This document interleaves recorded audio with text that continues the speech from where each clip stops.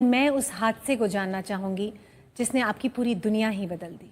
Actually आज भी मैं उस पल को अगर सोचती हूँ तो मेरे रोंगटे खड़े हो जाते हैं, क्योंकि वो मेरी ज़िंदगी का सबसे भयानक और सबसे काली रात था, जो जो शायद मैं कभी नहीं भूल पाऊँगी। चाहे कितनी भी खुशियाँ आए या कुछ भी हो, लेकिन मैं उन पल को नहीं भूल सकती। एक्चुअली 2011 में मैं लखनऊ से दिल्ली आ रही थी। जनरल कंपार्टमेंट में मेरा जॉब इंटरव्यू था कुछ।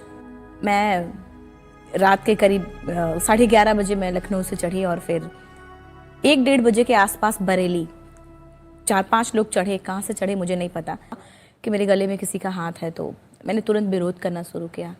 1 से 2 मिनट के अंदर वो 4-5 थे, साइड से मेरा हाथ पकड़ा और चलती ट्रेन से मुझे उठा के बाहर फेंक दिया।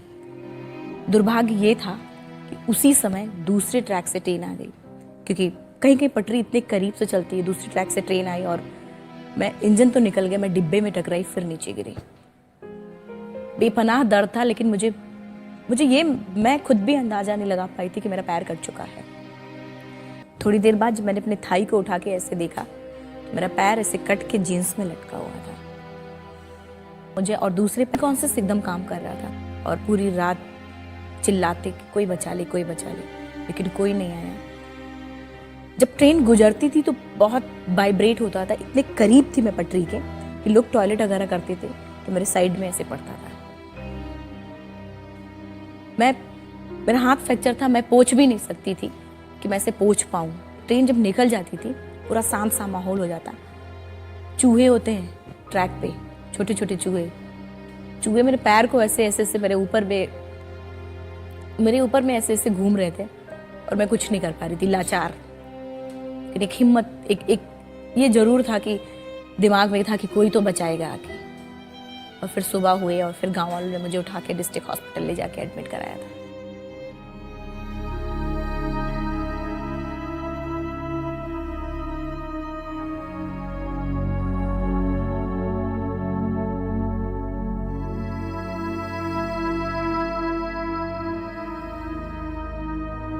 इतनी हिम्मत इतनी छोटी सी लड़की में कैसे आ गई? Everything depends your mind.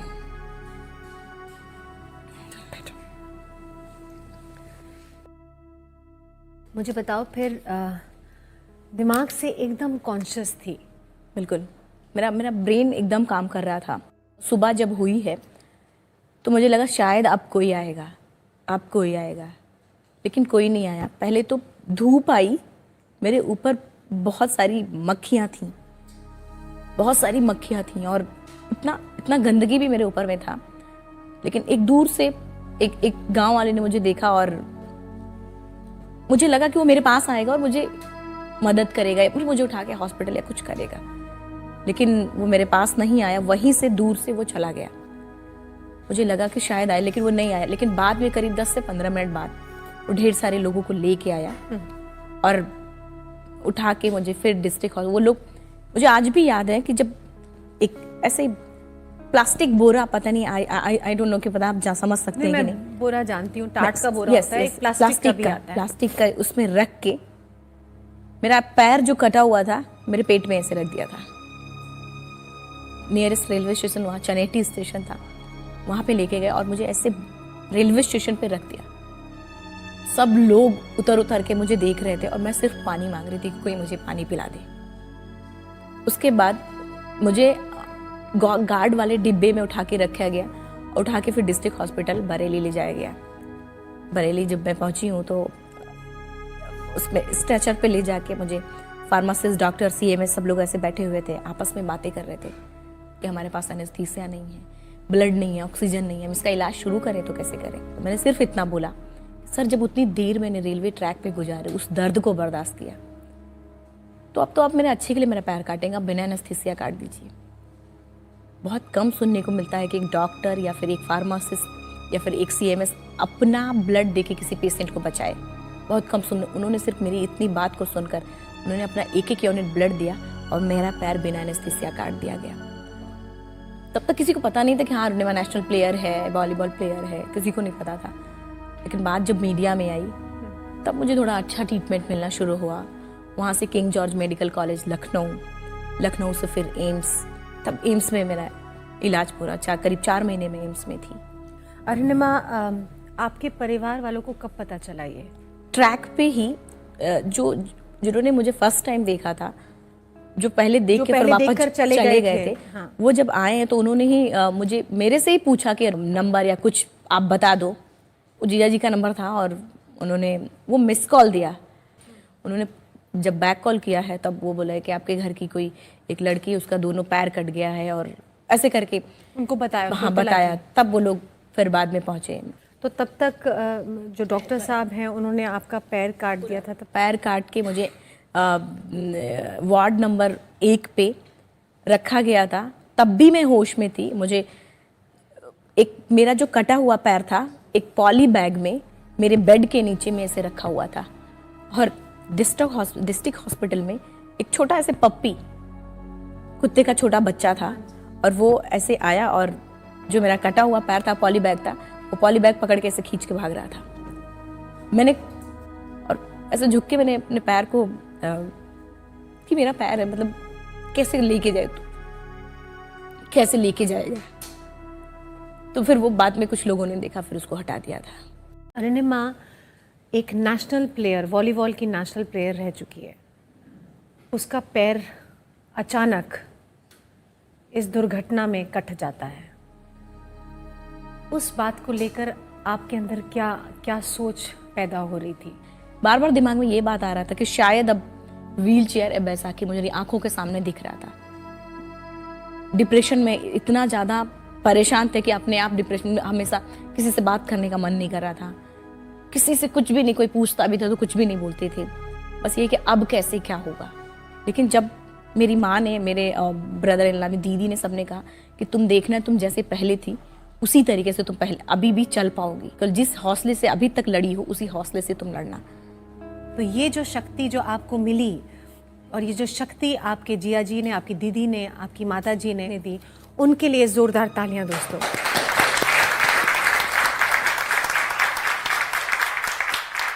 Arunima, जो 4 नौजवान युवक ट्रेन में आए थे, बिकॉज आप बहुत कॉन्शियस थी, आपको पता था क्या हो रहा है, तो आपने उनके खिलाफ, उन 4 युवकों के खिलाफ कोई कार्रवाई की आगे? पहले तो पुलिस ने ये लिख के किया कि एक लड़की जा रही थी और गिर गई, फिर ख़त्म। लेकिन जब जीजा जी पहुँचे फिर उन्होंने कहा हाँ एक लड़की गिर गई थी और ऐसे इस तरीके से हुआ, लेकिन जीजा जी गिरी नहीं है, उसके साथ इतना बड़ा कांड हुआ है, तब वो इस तरीके से उसको फेंका गया है। फिर जब मैं टीवी और न्यूज़पेपर पढ़ना शुरू किया, मैंने जो टीवी में और हेडलाइंस मैंने उसमें प्रिंट उसमें पढ़ा, अरुणिमा के पास टिकट नहीं था, इसलिए अरुणिमा टीटी आने पर अरुणिमा ट्रेन से कूद गई। जब ये पढ़ा हमने तो आप मैं सिर्फ आपको ये बताना, उस लड़की की मनोदशा क्या रही होगी कि एक तो उसका पैर जा चुका है, पूरी ज़िंदगी का पता नहीं कि व्हील चेयर है बैसाखी, क्योंकि मैं बेड से उठ भी नहीं सकती थी, मेरे स्पाइन में 3 फ्रैक्चर था।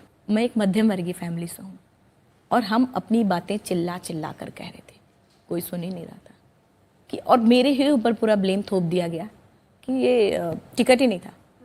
ऊपर वाले की विडंबना देखिए, मेरा सर्टिफिकेट्स खो गए थे, मेरा सेलफोन खो गया, लेकिन जो मेरा जिस बैग में टिकट था वो बैग मेरे कंधे पे ही था। जब बरेली में फर्स्ट टाइम उन्होंने सब कुछ सामान लेके उन्होंने डिपॉजिट करके, टिकट भी डॉक्टरों ने डिपॉजिट किया था अपने पास, फिर उन्होंने दिया कि ये रहा टिकट। तो ये सारी चीज़ें आपको प्रूव करनी पड़ी, अपनी किस्मत को खुरच खुरच के लिखना पड़ा है। फिर बोला गया कि अरुणिमा सुसाइड के लिए गई थी। कैन यू इमेजिन, जिस लड़की का एक पैर ही नहीं है, वो खुद ऑलरेडी वो मर चुकी है, जो वॉलीबॉल खेलती हो, 2 व्हीलर 4 व्हीलर सब कुछ, यहाँ तक कि मैं बताऊँ अपने घर का, मैं सारे काम, चाहे गैस सिलेंडर भराना हो, चाहे मुझे चक्की से आटा पिसा के लेके आना, कुछ भी, मैं सारे काम करती थी। और फिर बाद में उस लड़की का अगर पैर कट जाए तो उसकी स्थिति क्या होगी, वो मैं शायद मैं एक्सप्लेन उतने अच्छे से नहीं कर पाऊंगी कि क्या होगा। तब हॉस्पिटल के बेड से डिसाइड किया, चाहे गुस्से में कहिए या दिलेरी, कुछ भी कहिए, चाहे पागलपन, लेकिन मैंने सिर्फ इतना बोला कि आज आपका दिन है, जितना चाहो बोल लो, कल मेरा दिन आने वाला, मैं प्रूफ कर दूंगी कि मैं क्या हूं। इसके लिए जोरदार तालियां दोस्तों।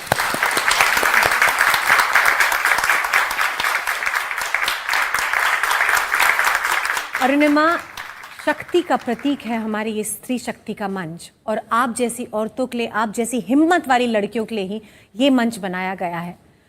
तो मैं फिर से इस हिम्मत वाली लड़की को सलाम करती हूँ। तो वो जो अगला दिन जो आपका होना था, उस दिन क्या हुआ?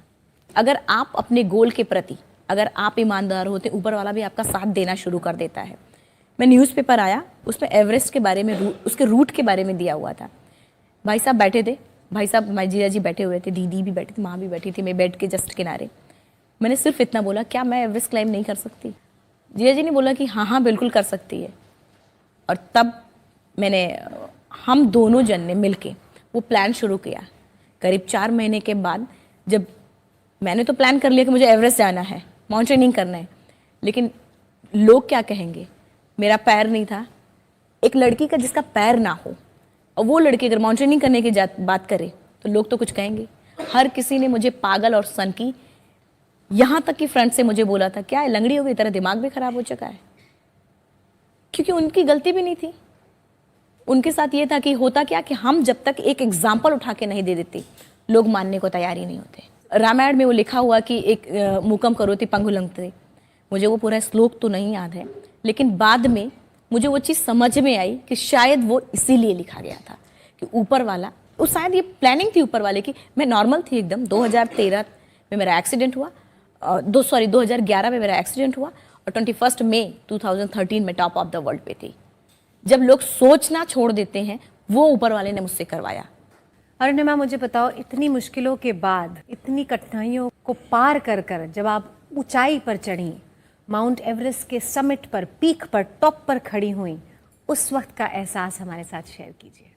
जब मैं टॉप ऑफ द वर्ल्ड पे पहुंची हूँ, दोनों पैर ऐसे नी के बल में थी और दोनों हाथ ऊपर करके बस चिल्लाने का मन कर रहा था कि इतनी जोर से चिल्लाऊं, इतनी जोर से चिल्लाऊं कि सबको बता दूं कि आज मैं टॉप ऑफ द वर्ल्ड पे हूँ।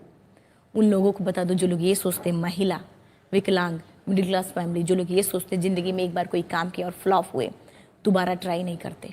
मैं उनको चिल्ला चिल्ला कर बताना चाहती थी। यहाँ तक मैंने अपना पूरा मास्क निकाला। शेरपा जो मेरा गाइड था, उसने बोला, पागल है क्या तू, ऐसे कि पागल मास्क क्यों निकाल रही है?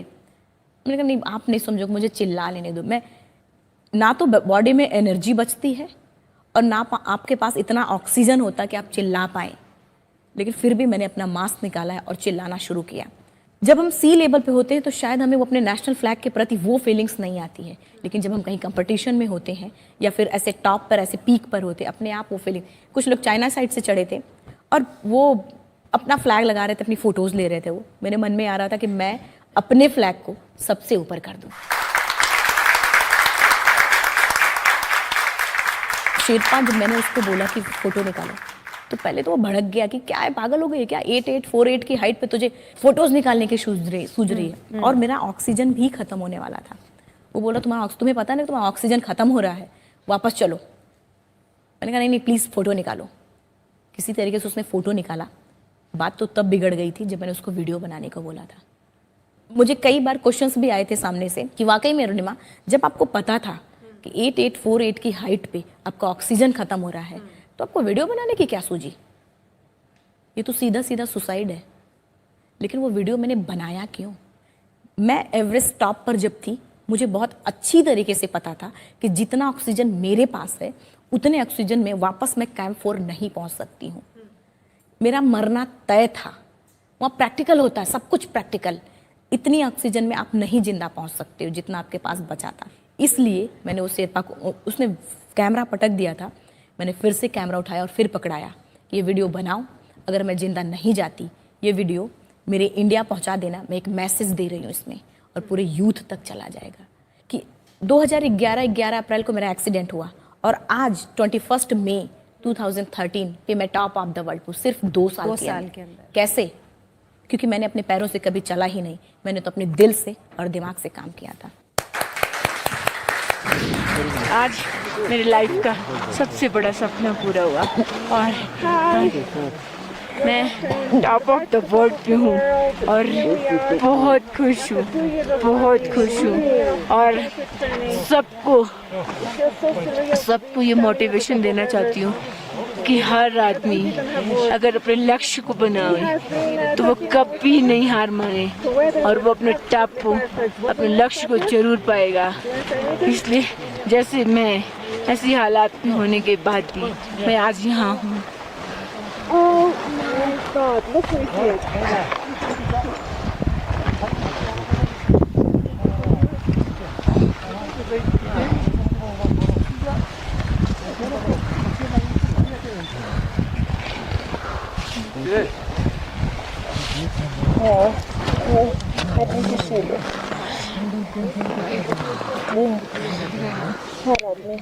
Yes, yes, good.